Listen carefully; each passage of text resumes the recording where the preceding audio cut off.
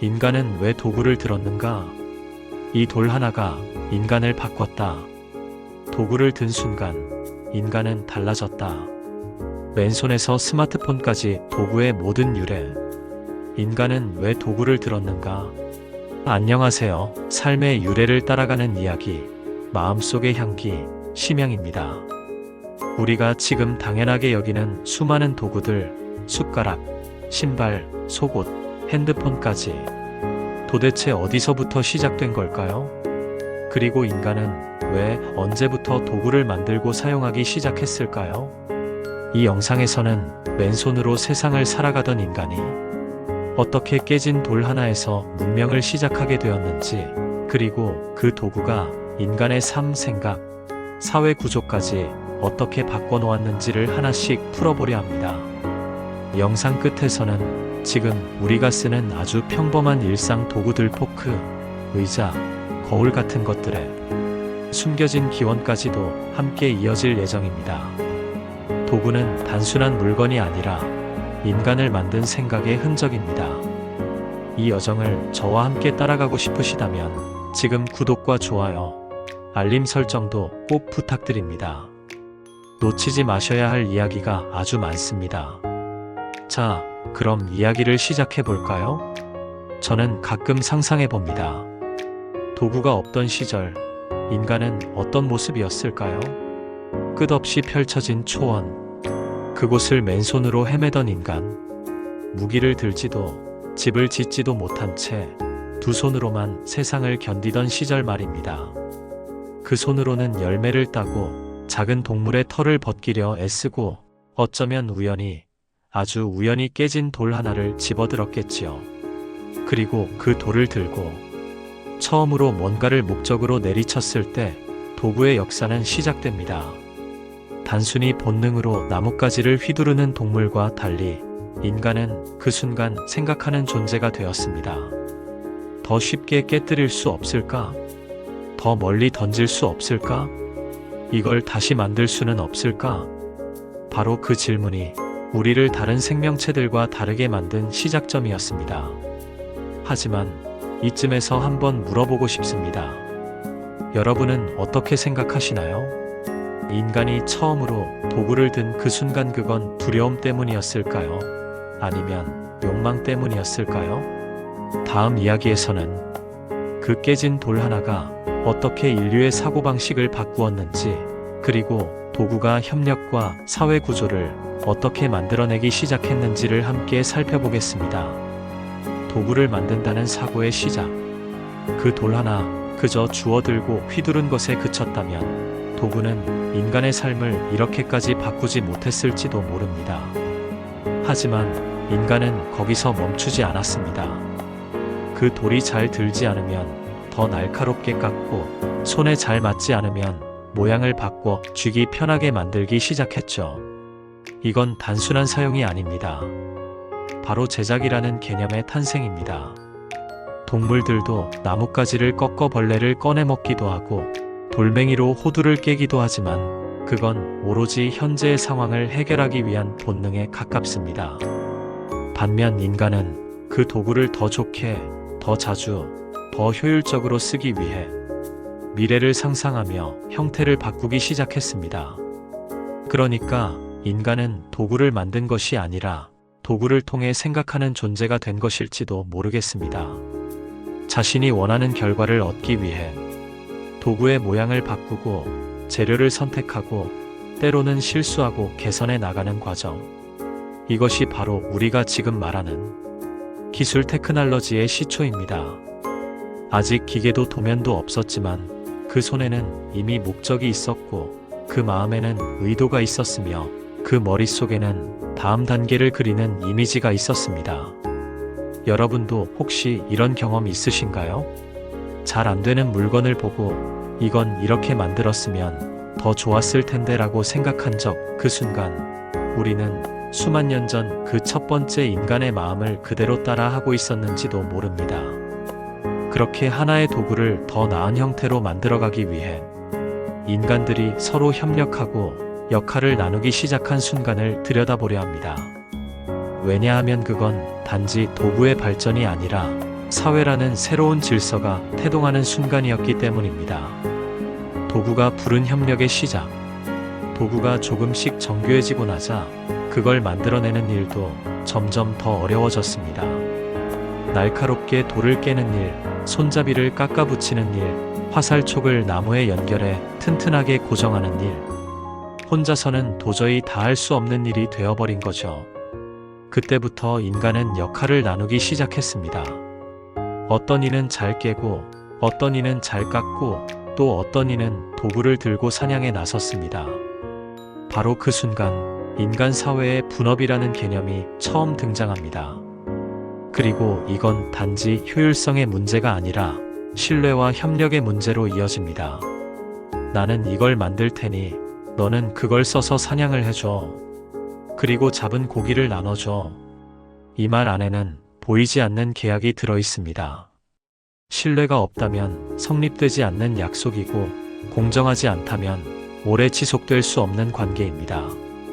여기서 한 가지 조용히 던지고 싶은 질문이 있습니다.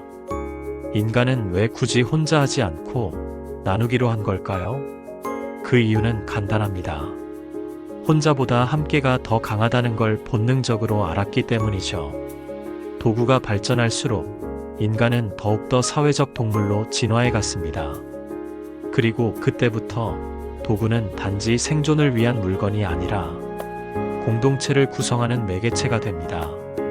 누군가가 만든 돌도끼는 단순한 무기가 아니라 그 공동체 안에서의 역할과 관계, 기술 수준을 보여주는 상징이 되었고요. 이제 도구는 단지 무언가를 때리고 자르고 쪼개는 것에서 무언가를 함께 이루기 위한 협약으로 바뀌어가고 있었던 겁니다.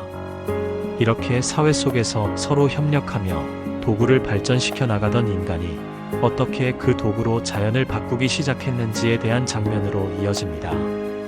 그리고 그 첫 번째 전환점이 바로 불과 농사, 즉 환경을 지배하려는 인간의 시도였습니다.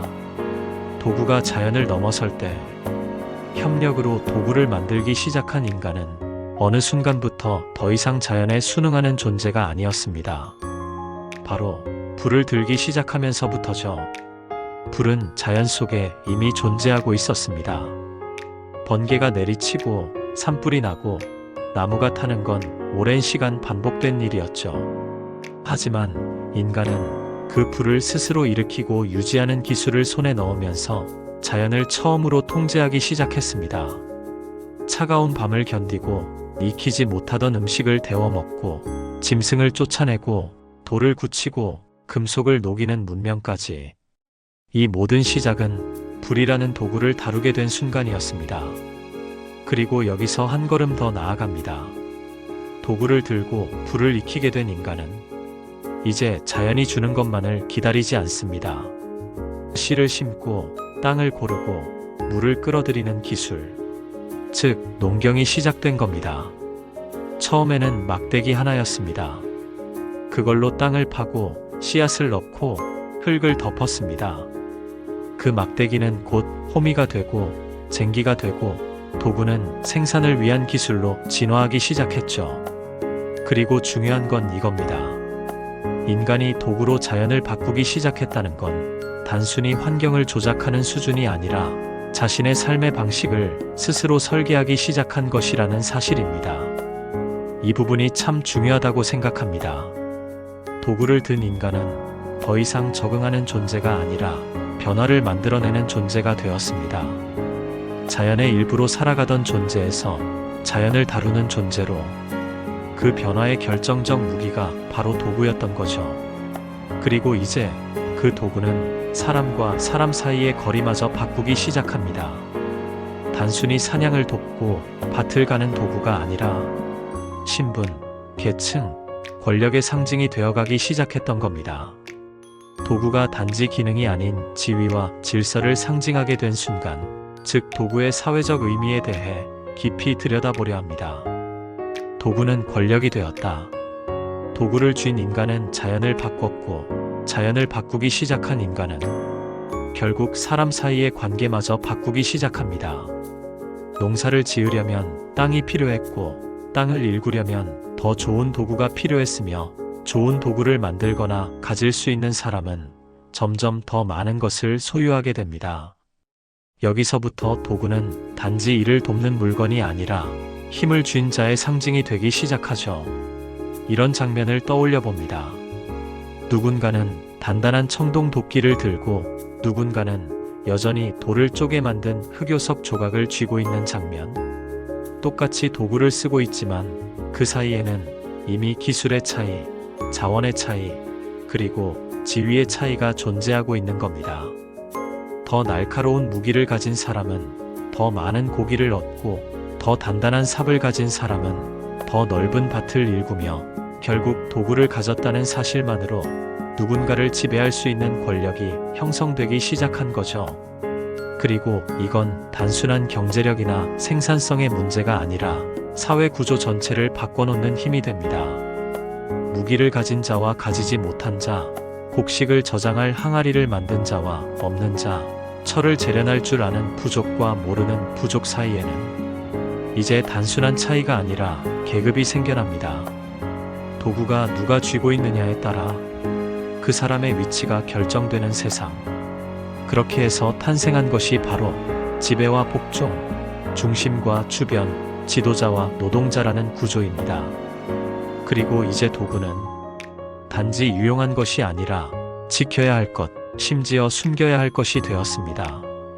기술이 곧 권력이고 도구는 비밀이 되었고 기술자는 보호받거나 억압받는 존재가 되었습니다. 여기서 한 가지 생각해 봅니다. 우리는 지금 기술과 도구를 평등하게 나누고 있을까요? 아니면 여전히 누군가는 도구를 가졌기에 더 많은 권력을 누리고 있는 걸까요? 도구의 발전이 점점 더 복잡한 조직과 체계, 즉 국가와 문명으로 이어지는 과정으로 들어가 보겠습니다. 도구가 문명을 부른다.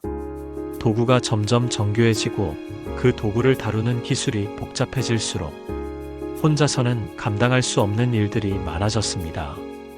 동굴 벽화를 그리던 손이 이제는 수십 명이 함께 움직이는 관계 시설을 만들고 철을 녹여 무기를 만들고 창고를 지어 곡식을 저장하고 모두가 일정한 질서로 움직여야 가능한 공동체 기술의 시대가 시작된 겁니다. 그리고 이때 도구는 한 사람의 힘이 아닌 집단의 힘을 조직하는 장치가 되기 시작합니다. 누가 흙을 파고, 누가 나무를 자르고, 누가 불을 지피고, 누가 명령을 내리는가? 이 질문들은 단순한 역할 분담이 아니라 권한과 책임의 배분, 곧 제도의 기원이 되었습니다. 도구와 제도 사이에 아주 흥미로운 연결고리를 봅니다. 도구를 제대로 사용하려면 규칙이 필요했고, 규칙을 만들고 유지하려면 권위가 필요했으며 권위가 모이면 문명이 형성되었죠. 예를 들어 볼까요?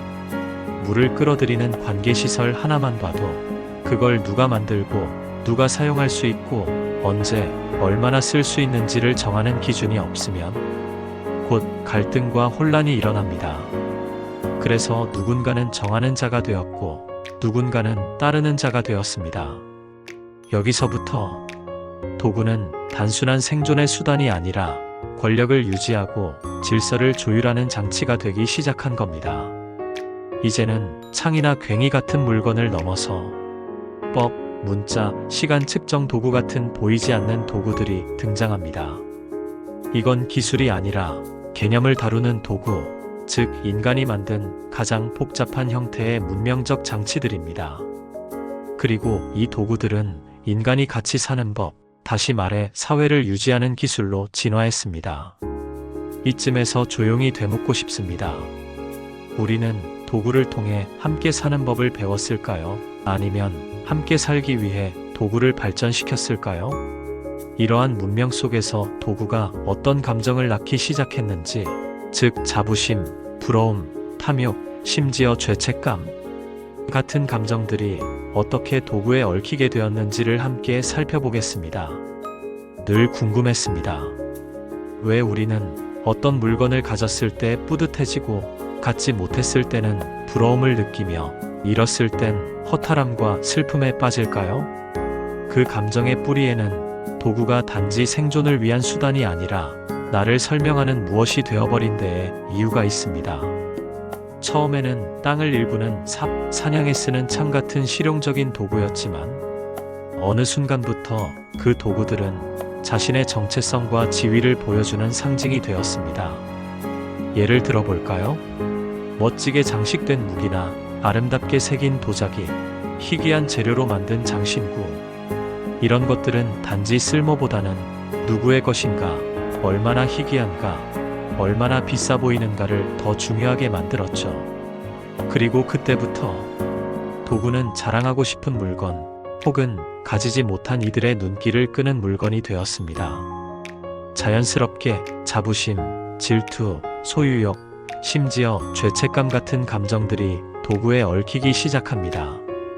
도구는 이제 우리 손에 들린 물건이 아니라 사람과 사람 사이의 감정을 움직이는 기호가 된 겁니다. 저 사람은 저런 도구를 가지고 있어. 나는 왜 못 가졌지? 이건 내가 이뤄낸 성취야. 누구도 쉽게 가질 수 없어. 그렇게 도구는 인간의 감정적 풍경을 확장시키는 촉매가 됩니다. 그리고 이 감정은 단지 개인의 감정에 머물지 않고 사회 전체의 분위기를 바꾸기 시작합니다. 어떤 도구를 가진 이가 존경을 받고 없는 이는 무시를 당하며 심지어 물건 하나가 사람의 가치를 대신하기도 합니다. 이 지점에서 깊은 생각에 잠깁니다. 우리가 도구를 쓴다고 생각하지만 어쩌면 도구가 우리를 평가하고 있는 건 아닐까요? 이렇게 감정을 자극하던 도구들이 어떻게 경제를 만들었는지, 즉 교환, 화폐, 시장 같은 구조로 발전해 나간 도구와 거래의 역사로 넘어가 보려 합니다. 도구는 어떻게 거래가 되었는가? 도구가 감정을 자극하고 사람의 마음을 흔들기 시작하면서 이제 인간은 새로운 질문을 던지게 됩니다. 당신이 가진 그 도구, 나랑 바꾸지 않겠습니까? 바로 여기서 거래라는 개념이 탄생합니다. 처음엔 단순했죠. 내가 잡은 고기와 당신이 만든 항아리, 서로 필요한 것을 바꾸는 일. 하지만 곧 이런 질문들이 생깁니다. 이건 더 희귀한 돌로 만든 건데요. 이 항아리는 물이 새지 않아요. 이건 장식도 되어 있어서 더 예쁩니다. 그러자 사람들은 도구의 가치를 부여하기 시작합니다. 이건 더 귀하고, 이건 더 많이 손이 가고, 이건 더 오래 쓸 수 있으니까 그냥 도구가 아니라 가격이 생기기 시작한 겁니다. 그리고 이 흐름은 곧 돈이라는 새로운 도구의 탄생으로 이어집니다. 쌀 한 자루와 칼 한 자루를 바로 바꾸는 게 아니라 그 사이에 조개 껍질, 구슬, 금속 조각 같은 가치의 매개체가 등장하게 된 거죠. 그리고 인간은 그 매개체를 사용해 거래를 넓히고 시장을 만들고 경제라는 또 하나의 거대한 질서를 창조하게 됩니다. 도구 하나가 결국 공동체를 만들고 감정을 흔들고 이젠 세상의 흐름까지 조율하는 경제적 상징이 된 겁니다. 여기서 잠깐 이 이야기가 흥미롭게 느껴지셨다면 지금 구독과 좋아요, 알림 설정 잊지 마세요. 이 시리즈는 앞으로 더 흥미로운 유래와 전환의 순간들을 계속 따라가게 될 테니까요. 놓치시면 분명 아쉬우실 겁니다. 자, 다시 이야기로 돌아와서 종종 이렇게 생각합니다. 우리는 물건을 거래하는 게 아니라 그 물건에 담긴 의미와 시간, 기술, 감정을 주고받고 있는 건 아닐까? 이제 다음 이야기에서는 거래를 가능하게 만든 이 도구들이 사람 사이의 신뢰를 어떻게 만들었는지, 그리고 그 신뢰가 어떻게 규칙과 법, 나아가 제도의 시작으로 이어졌는지를 함께 짚어보겠습니다. 처음에는 당신 고기, 내 항아리였던 단순한 교환이 점점 더 복잡해지면서 사람들은 한 가지를 절실히 필요로 하게 됩니다. 바로 신뢰입니다. 이 사람이 정말 내 말대로 고기를 가져올까? 이 약속, 다음에도 지켜질까? 나 혼자 손해보는 건 아닐까? 그 의심을 없애기 위해 인간은 새로운 도구를 만들어냅니다. 바로 기록과 약속, 즉 계약, 문서, 법, 시간 측정 같은 비물질적 도구들입니다. 처음엔 매듭이었습니다. 어떤 부족은 끈에 매듭을 묶어 얼마나 주고받았는지를 표시했죠. 어떤 부족은 돌에 그림을 새겼고 어떤 곳에서는 상형 문자로 남겼습니다. 그렇게 해서 탄생한 것이 바로 문자라는 가장 강력한 도구입니다. 말은 흘러가지만 글은 남습니다. 말은 바뀔 수 있지만 기록은 증거가 됩니다. 그리고 그 증거가 거래를 가능하게 만들고 신뢰를 제도화하며 질서를 유지하게 만든 것입니다. 이건 단지 종이에 쓴 계약서가 아닙니다. 인간이 도구로 만든 보이지 않는 장치, 즉 규범과 법이라는 시스템의 출현이죠. 이제 도구는 손에 쥐는 물건을 넘어서 머릿속 질서, 마음의 기준, 사회의 뼈대를 만드는 정신적 도구로 확장됩니다. 이 지점에서 중요한 통찰을 느낍니다. 우리는 도구로 신뢰를 만들고 그 신뢰로 공동체를 지탱하며 그 공동체 안에서 다시 새로운 도구를 만들어 왔다는 것. 어쩌면 문명은 손으로 쥐는 도구보다 보이지 않는 도구에 더 깊이 의존해 왔는지도 모르겠습니다. 그리고 다음 이야기에서는 이러한 도구들이 인간의 몸과 삶의 방식까지 어떻게 바꾸어 놓았는지를 들여다보겠습니다. 예컨대 왜 인간은 속옷이라는 것을 만들었고 신발을 신기 시작했으며 심지어 자신을 감추거나 드러내기 위해 도구를 이용하게 되었는지 말이죠. 우리가 무언가를 사용할 때 그 도구는 손 안에 있거나 주머니에 들어있죠. 하지만 시간이 흐를수록 인간은 도구를 항상 지니는 것, 더 나아가 몸의 일부처럼 여기는 것으로 바꾸어 갔습니다. 예를 들어볼까요? 신발. 맨발로 걷던 인간은 뾰족한 돌과 가시에 찔리고 차가운 땅과 뜨거운 모래 위를 걷다가 발을 보호하기 위해 나무 껍질이나 가죽을 묶기 시작했습니다. 그저 보호하기 위해 만든 그 도구는 이제는 사회적 규범, 패션, 신분의 상징이 되었죠. 속옷은 어떨까요? 몸을 감추기 위해 혹은 체온을 유지하기 위해 만들어졌던 속옷은 점차 청결함, 단정함, 심지어 내면의 품위와 연결되기 시작합니다. 칼, 지팡이, 머리 장식, 허리띠, 피부에 바르는 약초와 향유까지 이제 도구는 몸을 보호하고 꾸미고 표현하는 수단으로 확장되었습니다. 이 흐름이 무척 인상 깊다고 느낍니다. 도구는 처음엔 생존의 무기였지만 이제는 존재의 방식이 되어버린 겁니다.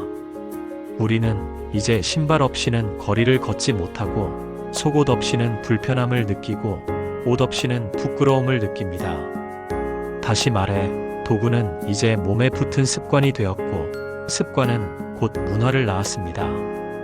그리고 그 문화는 도구를 단지 사용하는 것이 아니라 그 도구를 어떻게 사용하는가에 따라 사람의 인상과 정체성마저 결정하게 되었습니다. 자, 그렇다면 다음 이야기에서는 이제 도구가 인간의 관계 방식까지 바꾸는 순간으로 들어가 보겠습니다. 즉, 도구가 어떻게 거리를 좁히고 때론 벽을 만들며 우리를 연결하거나 단절시키게 되었는지 그 감정적이고 관계적인 장면들을 살펴보려 합니다. 사람과 사람 사이의 관계는 언제나 거리와 경계를 가지고 있습니다. 너와 나, 우리와 그들, 안과 밖. 그런데 도구는 이 관계를 연결하기도 때로는 절단하기도 합니다. 한번 생각해 보시겠습니까? 식탁이라는 도구. 그건 단순히 음식을 올리는 가구가 아니라 사람과 사람이 마주 앉아 눈을 마주치고 이야기를 나누게 만드는 관계의 무대입니다. 선물 상자는 어떤가요? 도구 그 자체는 말이 없지만 그 안에 담긴 감정과 의미는 주는 사람과 받는 사람 사이에 보이지 않는 다리를 놓습니다. 이런 장면들이 참 섬세하다고 느낍니다. 하지만 반대로 문, 울타리, 자물쇠, 커튼처럼 닫는 도구들도 있습니다. 이들은 사람 사이의 관계를 끊거나 적어도 접근을 제한하는 기능을 합니다.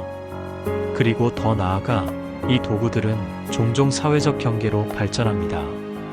누가 안으로 들어갈 수 있고 누가 밖에 머물러야 하는지 그 경계를 도구가 대신 말해주는 일이 생겨나는 겁니다.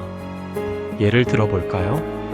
열쇠를 가진 사람과 갖지 못한 사람, 인감도장 하나로 계약을 체결할 수 있는 사람과 그 권한이 없는 사람. 이처럼 도구는 때로는 신뢰의 다리, 때로는 권력의 벽이 되기도 합니다. 이제 도구는 단지 인간이 만든 물건이 아니라 관계를 설계하는 언어이자 사회적 질서를 유지하는 숨겨진 장치가 된 것이죠. 이 부분에서 도구의 이중적인 속성 연결과 차단, 협력과 배제를 떠올립니다. 그리고 묻고 싶습니다. 우리는 도구로 더 가까워졌을까요? 아니면 도구 때문에 더 멀어지게 되었을까요? 다음 이야기에서는 이제 도구가 단지 사회의 구조를 넘어서 삶의 방식 전체일 역할, 직업을 만들어내는 과정으로 넘어가려 합니다. 도구는 결국 인간이 어떤 일을 하며 살아갈 것인가를 결정짓는 힘이 되어갔기 때문입니다. 도구가 점점 정교해지고 각자의 목적에 맞게 세분화되면서 인간은 더 이상 모든 걸 다 할 수 있는 존재가 아니게 되었습니다. 이제 어떤 사람은 불을 잘 다루고, 어떤 사람은 옷감을 짜고, 어떤 사람은 돌을 깎고, 또 어떤 사람은 곡식을 재배하고 저장하는 데 능숙해졌습니다.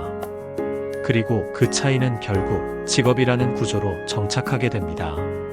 심양은 이 장면을 보면 인간이 스스로를 무기처럼 날카롭게 가다듬어 간다는 인상을 받습니다. 도구가 세분화될수록 그 도구를 다루는 사람도 특정한 기능으로 정의되기 시작했기 때문입니다. 예를 들어 도끼를 다루던 이는 나무꾼이 되었고, 가죽을 다루던 이는 장인이 되었으며, 글을 새기던 이는 기록자가 되고, 그 기록을 읽는 이는 사제가 되었습니다. 이제 도구는 일이 되었고, 일은 곧 삶의 정체성이 되었습니다. 당신은 어떤 도구를 쓰는 사람입니까? 이 질문은 곧 당신은 누구입니까? 라는 질문으로 바뀌게 된 거죠. 하지만 이 흐름은 또 하나의 구조를 만듭니다. 일의 중요도, 어려움, 희귀성에 따라 생긴 위계. 어떤 도구를 다루는 사람은 존경받고 어떤 도구를 쓰는 일은 하찮게 여겨지기도 했습니다. 이것은 인간이 도구를 만든 게 아니라 도구가 인간을 다시 만든다는 역설의 시작입니다. 그리고 이제 우리는 도구의 진화와 함께 직업이라는 틀에 들어가 살아가는 존재가 됩니다.